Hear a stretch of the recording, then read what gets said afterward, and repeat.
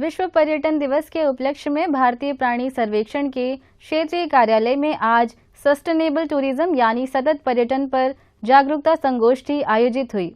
इसमें Andaman association of tour operators के अध्यक्ष एम विनोद, मैक्रूज के निदेशक व IATO के अध्यक्ष मोहम्मद H जाडवेट, दक्कन फाउंडेशन के कार्यक्रम अधिकारी आनंद राव मंच पर अतिथि के तौर पर उपस्थित रहे।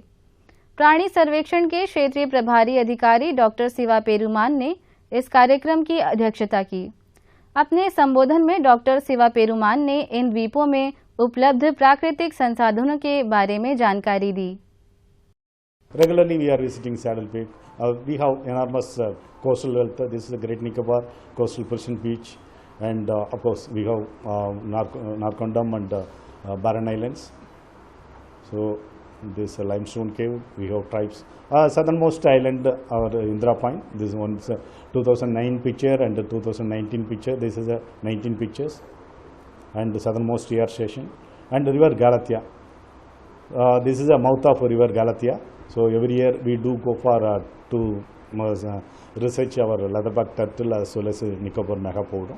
श्री मोहम्मद H जाडवेट ने अपने संबोधन में पर्यटन उद्योग की बढ़ती ज़रूरतों को पूरा करने के संसाधनों के संरक्षण और जिम्मेदारी पर्यटन की आवश्यकता पर जोर दिया। और जो ब्यूटी हमारा अंडमान में है, इट इज़ इम्पॉर्टेंट दैट हमारे नेक्स्ट जनरेशन तक ये ब्यूटी रहे ताकि ये इंडस्ट्री चलते रहे।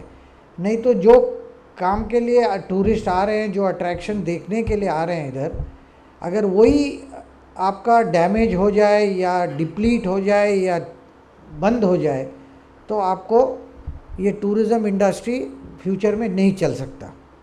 And tourist will require water, every hotel will require water, so conservation practices, hotels need to be put in place, whether it is rainwater harvesting, whether it is recycling of the water, whether it is reduction in the water। क्योंकि हम लोग अभी आजकल नए नए hotels में जो जाते हैं तो उसमें लिख देते हैं कि आप every day you don't put your towel और put your things into for washing. So these are small things which we need to educate, tourists need to educate themselves कि इससे थोड़ा बहुत करके बहुत इफेक्ट हो सकता है, पॉजिटिव नेगेटिव दोनों। समारोह में अतिथियों को स्मृति चिन्ह भेंट किया गया। दक्कन फाउंडेशन के कार्यक्रम अधिकारी आनंद राव ने मल्टीमीडिया प्रस्तुति के माध्यम से प्लास्टिक के एकल इस्तेमाल को रोके जाने के बारे में जानकारी देते हुए प्लास्टिक के कुप्रभावों के बारे में बताया। सिंगल यूज प्लास्टिक का जो है सबसे ज़्यादा क्वांटिटी में ये वेस्ट आ रहा है अंडमान पे। तो इसका इम्पैक्ट जो है ये जब लैंड में अगर डंप होता है तो वहाँ का सॉइल इम्पैक्ट पड़ रहा है। अगर हम लोग सोच रहे हैं कि जला देंगे तो कचरा ख़त्म हो जाएगा, बट ऐसा नहीं है, वो एयर पोल्यूशन कर रहा है। उसके अलावा अगर हम लोग समुंदर में फेंक देते, नाले में फेंक देते, कोई समुंदर मतलब पॉन्ड्स में फेंक देते हैं, तब वहाँ का वाटर भी कंटामिनेट हो रहा है। इन सब चीज़ों का वजह से जो है यहाँ मतलब डायरेक्ट जो इम्पैक्ट है वो क्लाइमेट पे पड़ रहा है। स्थानीय उद्यमी और टूर ऑपरेटर सैयद ने भी संगोष्ठी को संबोधित किया। टूर गाइड्स के साथ हम भेजते हैं टूर गाइड्स, मतलब उसका जो रेफरेंस शीट होगा था जिसमें उसका टूर लिखा होता है। अगर हम ये प्रैक्टिस शुरू करें कि उनको एक नोट दे दें कि भैया आप जा रहे हैं रॉस आइलैंड, तो these are the dos and don'ts. अपना पानी खुद कैरी करें, जितना हो सके चलने का प्रैक्टिस करें, जो चल नहीं सकते वो बग्गी यूज करें। हमको इम्पोज नहीं करना है, हमको अवेयर करना है। अगर हम टूरिस्ट को अवेयर करेंगे, it will create give a good impact on the tourist कि हाँ ये बंदा कंसर्न है, और उसके बाद वो फॉलो करने लगेगा। AATO के अध्यक्ष एम विनोद ने अपने संबोधन में सतत पर्यटन पर बोलते हुए प्रशासन से पर्यटन के लिए कुछ और द्वीपों को खोलने की अपील की, जिससे सतत पर्यटन को व्यवहारिक रूप दिया जा सके।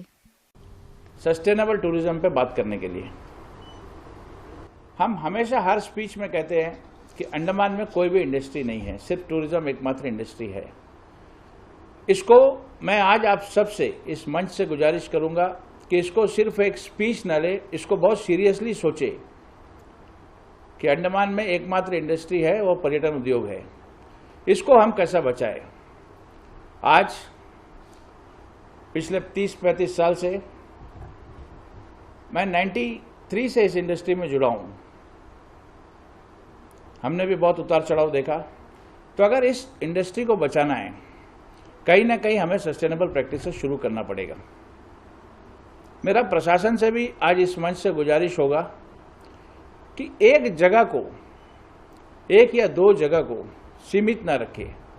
अगर आपको सस्टेनेबल टूरिज्म करना है, आपको और भी आइलैंड्स को खोलना पड़ेगा। हमारे पास बहुत से आइलैंड्स है, बाइफरकेट करना पड़ेगा टूरिज्म को। अब हम काफ़ी साल से सिर्फ 2-4 आइलैंड में सीमित है। हमें कुछ आइलैंड्स को आइडेंटिफाई करना पड़ेगा जो हाई एंड टूरिस्ट डेस्टिनेशन बने। वहाँ पे हाई एंड टूरिज्म का इंफ्रास्ट्रक्चर है, वहाँ लोग सिर्फ हाई एंड टूरिज्म के लिए जाए। कुछ नया आइलैंड्स खुले। संगोष्ठी का समापन धन्यवाद ज्ञापन प्रस्तुति के बाद हुआ। जवाहरलाल नेहरू राजकीय